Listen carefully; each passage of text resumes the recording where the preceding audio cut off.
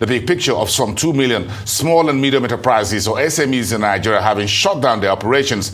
And that's according to the news report quoting SMEDEN, the Small and Medium Enterprises Development Association of Nigeria. However, the word on the street was that a figure of SMEs that have gone under could be up to 5 million.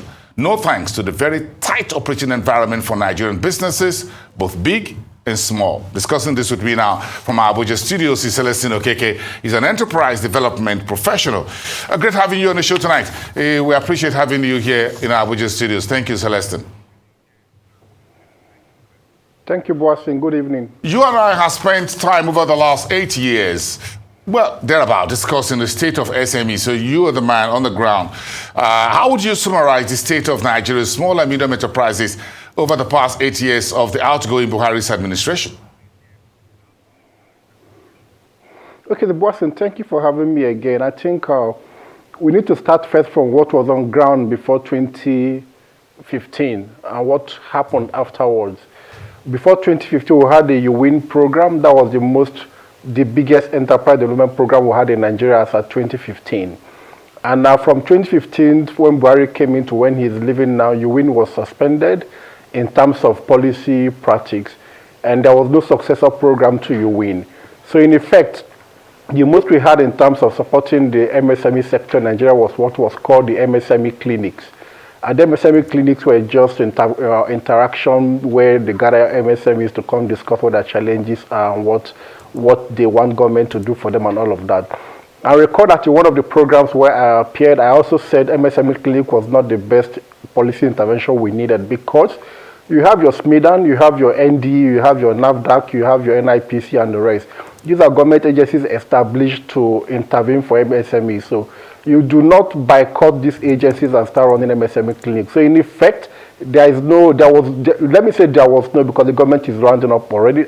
There was no, and there is still no intervention supporting MSMEs all through the 8 years of this administration. That's where we stand, and that can then explain why we are in a point where we are having official numbers of 2 million MSMEs going down. But unofficial, I tell you, will I disagree with you unless you give me some more facts? There are no initiative over the past 8 years to support small and medium enterprises. This administration prides itself that it does so much for small and medium enterprises. Okay, so Boasin, there are, like I mentioned, what I started by saying what we had on ground before it came in and what we had afterwards. And I mentioned that we had UWIN before this administration came in. And afterwards, the most we had in terms of policy was the MSME clinic.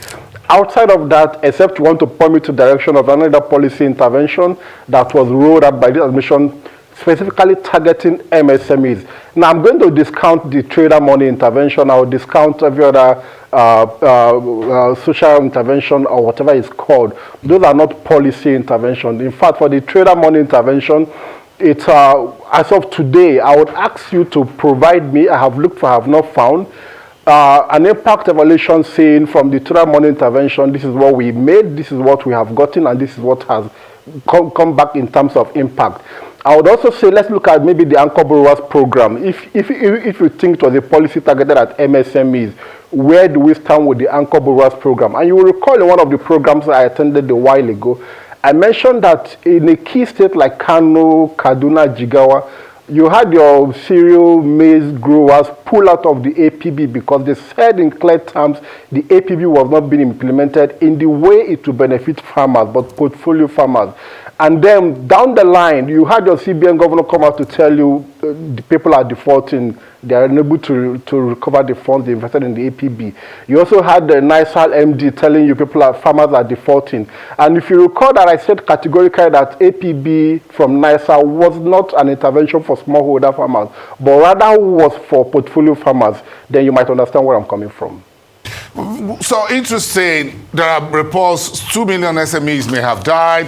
What's the true picture of things out there right now? 2 million figures, 5 million, is it within the 8-year period or more recently? Or between 2015 to date, do you think the state of SMEs in Nigeria have gotten seriously worse than they were 8 years ago, that they keep dying and getting off the radar than the previously we've had them? Okay, so for a little bit more context, the data from Smedan saying 2 million MSMEs, I'm not sure the source. I'm not sure who, maybe it's not from MBS, it's not from any other agency beyond what Smedan gave us. But I will also provide some context here to let us know that in Nigeria, what we have is more of micro enterprises, not even small or medium. The micros make up over 80% of the total small business space in Nigeria. And I look at the factors that have affected the micro enterprise in the last, let's even say 2-3 years. The most recent one is the cashless policy, not the cashless policy, the Naira denomination, redesigning of the Naira notes, and how the Naira notes suddenly went out of circulation.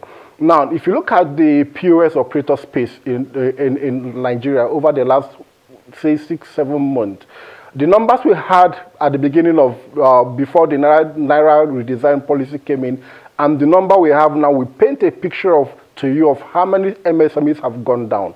Now, you also look at the larger socioeconomic space in Nigeria. For every time inflation goes up, for every time people are unable to meet their basic needs, the MSMEs take the hit the most than any other business. So when you have the government agency admit openly that 2 million MSMEs have gone down, I bet you have more that have gone down. Because then, across both at the federal and state level, the sort of policy intervention you hope to have that will support MSME development in Nigeria has not been in place. And I say again, until we get to the point where we truly recognize that MSMEs are the backbone of the Nigerian economy, why is it difficult? Celestine, why is it difficult that the real issues around the SME subsector that the government seems unable to address over the years, why is it almost impossible?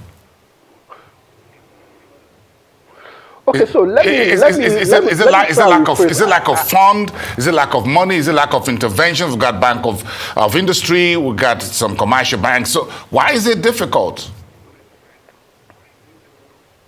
Okay, so let me rephrase back again here. I won't say anything here today that will be different from what we've been saying in the last 7-8 years. The first challenge is institutional capacity. The institutions of government established to support and drive the development of the MSME sector in Nigeria are barely able to first frame what the challenges are. Now let me explain the issue around framing the challenges. So the general conception is that access to finance is the biggest problem we have in Nigeria for MSMEs, but that is far from the truth. If you ask those who are keenly working in the sector, we will tell you that access to finance is not even in the top 3.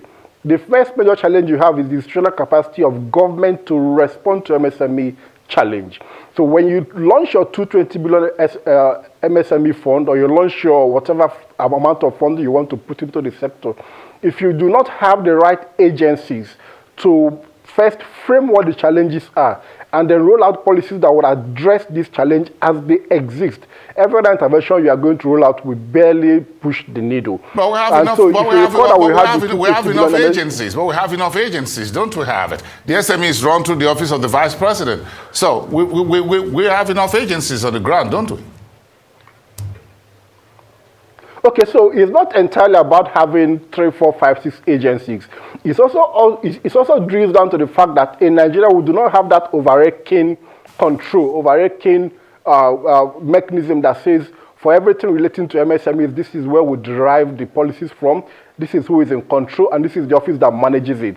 So though we have the National Council on MSMEs, but check in the last 5, 6, 7 years, what has been what has the National Council of MSMEs done in terms of policy intervention for MSMEs? It's barely non-existent. So the agencies you have supporting MSMEs are working in silos, and because they work in silos, at the end of the day, you cannot tell what has really happened in terms of impact.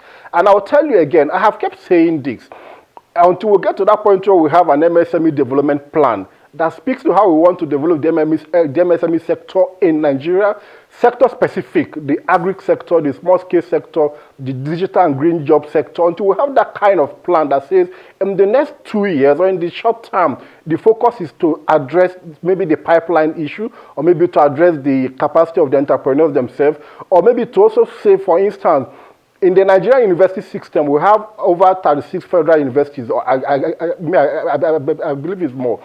But then, the Center for Entrepreneurial Education we have across universities do not have a central curriculum for delivering entrepreneurship education. Your NUC University Commission is not in control of what happens in ABU or what happens in UNN in Suka, what happens in New York or what happens in Calabar. So you have your Center for Entrepreneurship Studies across universities working in silos without control, and these are the institutions shunning out your next generation of entrepreneurs. So it goes beyond having establishments, having agencies, having institutions. It goes to the fact that we are yet to sit down and say, how do we want to support development of MSMEs in Nigeria beyond rolling out access to finance interventions?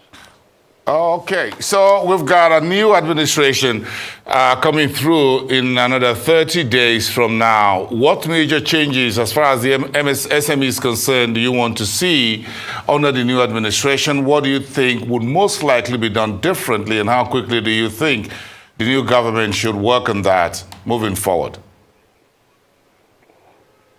Okay, so I'm not in a position to say what they should do. We can only advise to say this is what should happen. So the first one would be, there's a new development at Smedan that is a little bit heartwarming. For a very long time, we now have a DJ at Smedan that started as a core staff of Smedan, who has walked through the ranks in Smedan to become a DJ. That's a plus. So we then expect that the government would reconstitute the National Council on MSMEs and give Smedan a more befitting role to play. And beyond that, to begin to frame what the challenges are. Let me give you an instance. The biggest challenge we have is the policy ecosystem in Nigeria. What policies have we shown out in the last 5 years for MSME development in Nigeria? Absolutely none, beyond the MSME policy, which basically classifies MSMEs. And now the next one will be, how do we address the pipeline producing entrepreneurs in Nigeria? I keep saying this, and it seems as if it's not making sense. The two key pipelines we have in Nigeria producing entrepreneurs is, one, the apprenticeship system we have across the country, and then people who go through the tertiary institution, whether it's the universities, the polytechnics, and the rest. How strengthened are these pipelines to produce the next generation of entrepreneurs for us who will be able to weather the storm and run business as business should be run? So for the incoming administration, they need to pay key attention to framing what the challenges are. I wouldn't want to see a hurriedly launched intervention, maybe in terms of financial or not financial, but rather let's take the first 1 year of the administration, or less than 1 year, maybe 6 months, to work around framing what the exact challenges are. It's not about the number of institutions we have. It's not about the amount of financial intervention we want to launch, because we did the 220 billion and nothing happened. It's about framing what the exact challenges are. I'll give you an instance. The oil palm value chain in Nigeria has been declining over the last 10 years. It's declining because we have not sat down to say, what can we do to revive that sector? Who are the key players? Who are the oil millers? Who are the plantation owners? What are their challenges? One of the challenges for them is that to do an oil palm plantation, you need intervention that will last at least 6-7 years, because no matter how good the variety you want to plant is, it takes 2-3 years for you to start getting your first fruit. But when we do not frame all of these challenges and we quickly launch an intervention in terms of financial or otherwise, the challenges will still be there with us. And then down the line again, we'll come back to say we have lost 2 million small businesses or much more than that. So in terms of where we go next, I'm trying to find out what part of the SMEs ecosystem do you think can help Nigeria quickly come back from the downside where we are in terms of job creation, in terms of getting people back to work and all of that? Where would you point for as an advice for the new government? Where should I be? Okay, so if we're looking at sector-wise, the agri sector remains the quick bet where government can begin to roll out interventions that would support MSMEs sector-wise. But in terms of classification, the micro enterprises still remain the best bet for us, because they are the ones who litter the streets and corners of Nigeria. Well, for the agri sector, a lot of challenges are faced by farmers in Nigeria. Of recent, climate change has added to the challenge they are faced with. Insecurity is there for us to grapple with. And then timely access to agricultural input that are climate friendly. I'll keep saying that, because as it stands now, we still give our farmers agricultural input that do not take into consideration how climate change is affecting the sector. So that's why I say we need to have a problem framing phase where we sit down and say, look, suspend all interventions. Let's frame what the challenges are. And then we roll out intervention that will speak to these challenges. In the absence of framing what is the key challenge in the agri sector, and then how do we overcome it, especially in the light of climate change and growing insecurity, and then declining productivity for our farmers, no other intervention will suffice in the sector. All right, so let's see the Okeke Enterprise Development Professional. Thank you so much for your time and those perspectives on Nigeria's small and medium enterprises. Thank you so much. Enjoy your evening and see you next time.